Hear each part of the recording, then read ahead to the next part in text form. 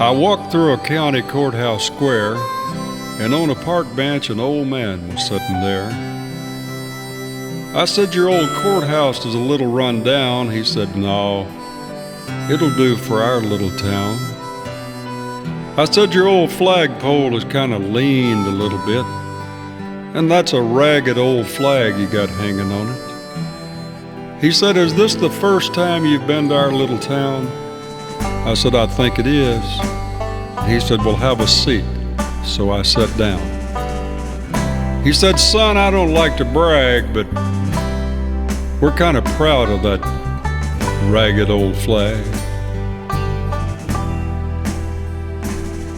You see, we got a little hole in that flag there when Washington took it across the Delaware, and it got powder burned the night Francis Scott Key stood up watching it writing, 'Oh, say, can you see?'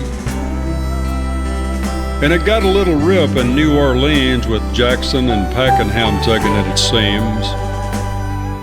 And it almost fell at the Alamo beside the Texas flag, but she waved on, though."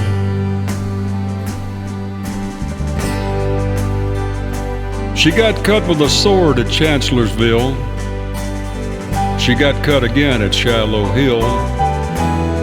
There was Robert E. Lee and Beauregard and Bragg, and the south wind blew hard on that ragged old flag. And on Flanders Field in World War I, she took a bad hole from a Bertha gun. She turned blood red in World War II. She hung limp and low by the time that one was through. She's been to Korea, Vietnam, the Middle East. She goes where she's sent by her Uncle Sam. And she waves from our ships out on the briny foam, but we'd about quit waving her back here at home. In her own good land she had been abused. She had been burned, denied, dishonored, and refused. And sometimes the government for which she stands is scandalized throughout the land. And she gets threadbare and she wears mighty thin.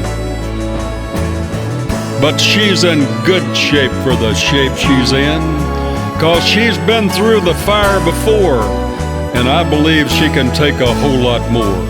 So we raise her up every morning and we bring her down slowly every night. We don't let her touch the ground, and we fold her upright. On second thought, I do like to brag, 'cause I'm mighty proud of that ragged old flag.